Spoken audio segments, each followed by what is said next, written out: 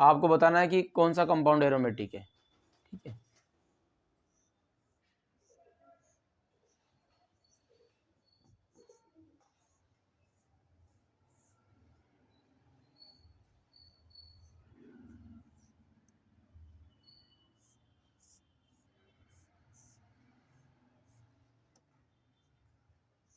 कौन सा एरोमेटिक है, कौन सा एंटी एरोमेटिक है, कौन सा नॉन एरोमेटिक है।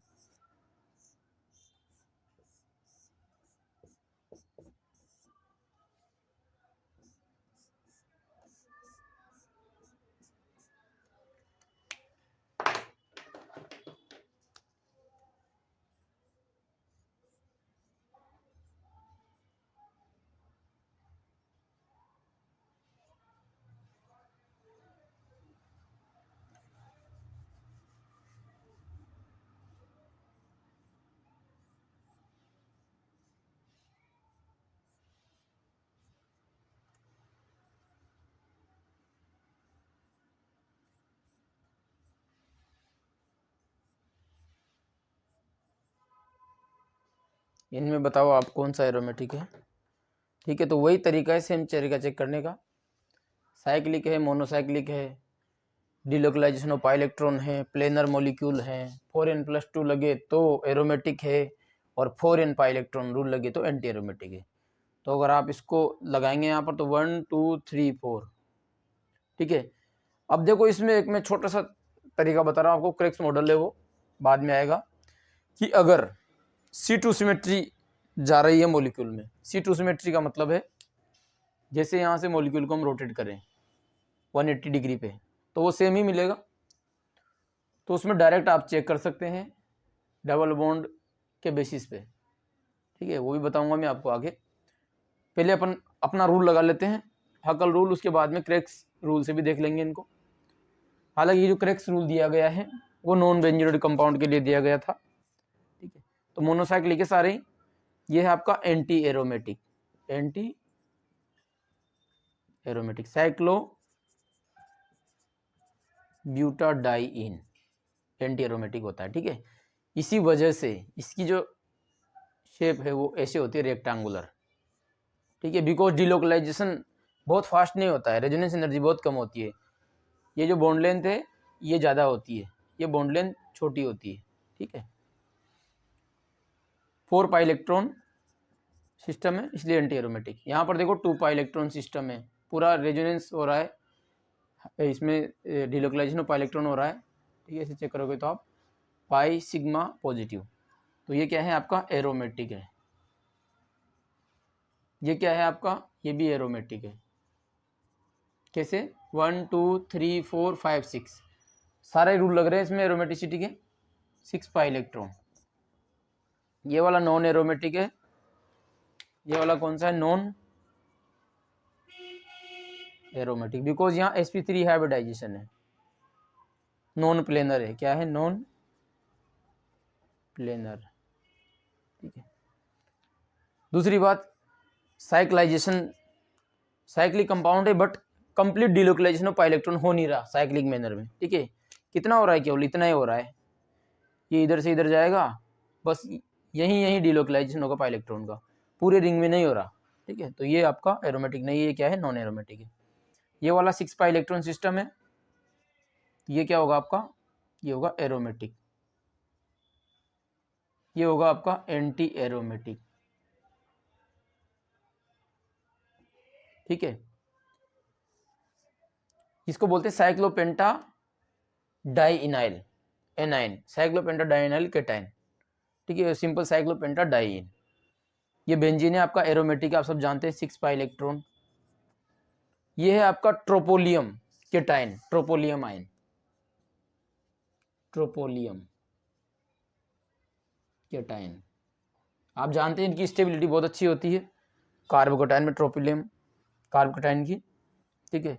क्योंकि यहाँ क्या है 6 पाई इलेक्ट्रॉन है, 1 2 3 4 5 6, और देखो इसमें कंप्लीट डिलोकलाइजेशन है, पाई सिग्मा और पॉजिटिव, ठीक है। इधर भी पाई सिग्मा पॉजिटिव, तो ये एरोमेटिक है। ये क्या है आपका, ये इंपॉर्टेंट है। अब देखो इसमें भी डिलोकलाइजेशन हो रहा है, देखने में सारा कोर हो रहा है, तो 1 2 3 4 5 6 7 8, 8 पाई इलेक्ट्रॉन है। तो वैसे होना क्या चाहिए, एंटी एरोमेटिक। लेकिन ध्यान ये रखना है कि 6 पाई इलेक्ट्रॉन मतलब 6 कार्बन के बाद में साइक्लिक रिंग जो है उसमें फ्लेक्सिबिलिटी अगर है तो कंपाउंड एंटी एरोमेटिक बनने के बजाय नॉन एरोमेटिक बनना पसंद करेगा। क्यों करेगा? क्योंकि वो अपने आप को स्टेबल करने की कोशिश करेगा। ठीक है, तो ट्रोपोलियम जो एनायन है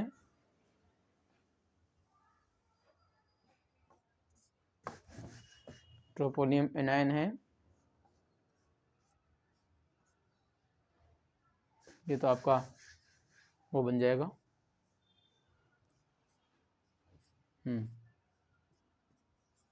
उसमें 8 पाई इलेक्ट्रॉन है, तो एंटी एरोमेटिक होना चाहिए, बट वो कन्वर्ट हो जाता है नॉन प्लेनर में, नॉन प्लेनर कंपाउंड बन जाता है, तो इसे बोलेंगे नॉन एरोमेटिक बन जाता है। क्या बन जाता है? Non aromatic. ठीक है, ये वाला जो कार्बन है ये sp3 है और इसका जो नेगेटिव चार्ज है वो हाइब्रिडाइज इसमें डिलोकलाइजेशन में पार्टिसिपेट नहीं करेगा यहाँ पे। ठीक है, क्योंकि ये फ्लेक्सिबल है, फ्लेक्सिबिलिटी है इसमें। ठीक है, ये अपने को ऊपर कर लेगा। बाकी 6 मेंबर तक फ्लेक्सिबल नहीं होती रिंग, तो अगर फ्लेक्सिबल रिंग होती है, अगर वो एंटी एरोमेटिक है तो किस में चला जाएगा? अपने आप ही नॉन एरोमेटिक में चला जाएगा। जैसे एग्जाम्पल, एक और एग्जाम्पल लेते हैं, जैसे 8 मेंबर वाला ले लो। जैसे ये देखो, इसको बोलते हैं कोट, सर्दी में कोट पहनते ना, वो वाला नहीं। साइक्लो ओक्टा 1 3 5 7 टेट्राइन 1 2 3 4 5 6 7 8 साइक्लो ओक्टा 1 3 5 7 1 3 5 7, ये डबल बॉन्ड की पोजीशन बता रहा है, टेट्राइन। अब इसमें क्या है? 1 2 3 4 5 6 7 8, 8 पाई इलेक्ट्रॉन है। अब मैंने क्या बोला था कि 6 कार्बन के बाद में कोई रिंग है वो फ्लेक्सिबल हो जाती है, अगर एंटी एरोमेटिक है तो वो नॉन एरोमेटिक में चली जाएगी। तो वैसे क्या होना चाहिए? एंटी एरोमेटिक होना चाहिए, लेकिन ये किसमें कन्वर्ट हो जाता है? नॉन एरोमेटिक में। ठीक है, इसकी स्ट्रक्चर ऐसे बन जाती है टब शेप, जैसे टब होता है ना नहाने का, वैसे। ये देखो, इस तरीके से डबल बॉन्ड इस तरीके से ये नॉन प्लेनर हो जाता है। क्या हो जाता है? नॉन प्लेनर टब शेप हो जाता है। ये भी क्वेश्चन आता है। साइक्लो ओक्टा टेट्राइन जो है वो नॉन एरोमेटिक होता है, टब शेप में चला जाता है। ठीक है, वो एंटी एरोमेटिक होने से बढ़िया है नॉन एरोमेटिक रहता है कि थोड़ी स्टेबिलिटी उसकी ज़्यादा रहे। ये भी इस तरीके से अपने आप को कंपाउंड जो है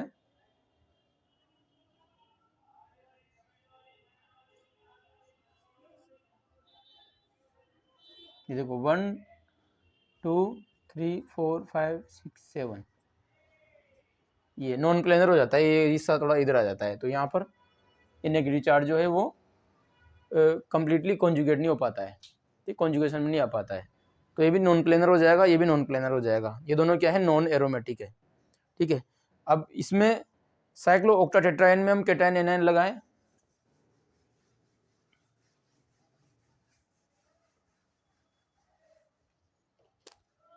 इसका एक एग्जाम्पल और कर लेते हैं।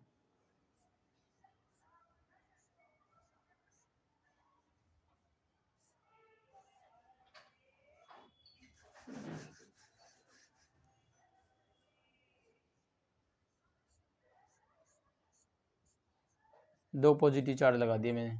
ठीक है, इसको ऐसे भी लिख सकते हैं,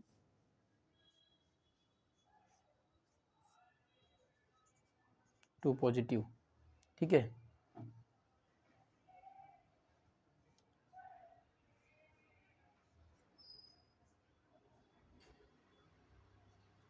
ये नेगेटिव और नेगेटिव। तो इसमें कितना पाई इलेक्ट्रॉन है बताओ? 6 पाई इलेक्ट्रॉन। तो ये क्या हो जाएगा? देखो 1 2 3 4 5 6, तो ये एरोमेटिक हो जाएगा। ये 1 2 3 4 5 6 7 8 9 10 पाई इलेक्ट्रॉन, ये भी एरोमेटिक होगा। इसको ऐसे भी लिख सकते हैं,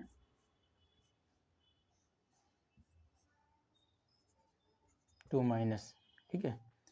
या फिर काउंटर आयन पोटेशियम के साथ भी लिख सकते हैं इसको, इसकी रिएक्शंस होती है बनाने की, ठीक है। वो सिंथेसिस मेथड में आगे हम बात करेंगे उसका। अभी केवल हम यहाँ पर कौन एरोमेटिक है कौन नहीं है वो चेक कर रहे हैं, ठीक है। अब एक एग्जाम्पल करो,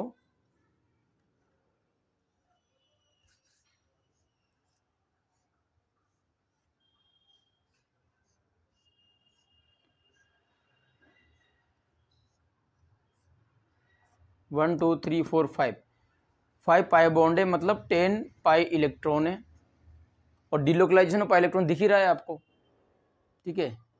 अल्टरनेशन में पाई बॉन्ड है, तो ये क्या होना चाहिए आपके हिसाब से, 10 पाई इलेक्ट्रॉन, मतलब एरोमेटिक होना चाहिए। लेकिन ये एरोमेटिक नहीं होता है, बिकॉज ये क्या है, नॉन प्लेनर मॉलिक्यूल है। क्या है ये, नॉन प्लेनर मॉलिक्यूल है, तो ये क्या हो जाएगा, नॉन एरोमेटिक। ऐसे कि ये इसका जो रीजन है वो ढूंढना अगली क्लास में करवाएंगे इसको। ऐसा सेम टू सेम एक और मॉलिक्यूल है, ढूंढोगे तो आसानी से मिल जाएगा, इतना कठिन नहीं है, ठीक है। ढूंढने से सब मिलता है। अगर इसमें मैं एक ब्रिजेट लगा दूं यहाँ पे, तो ये हो जाएगा आपका एरोमेटिक, ठीक है। तो आप सोचो कि ये कैसे नॉन प्लेनर है ये, और कैसे प्लेनर हो गया, ठीक है। उसके बाद हम नेक्स्ट क्लास में एनुलिन्स की चर्चा करेंगे।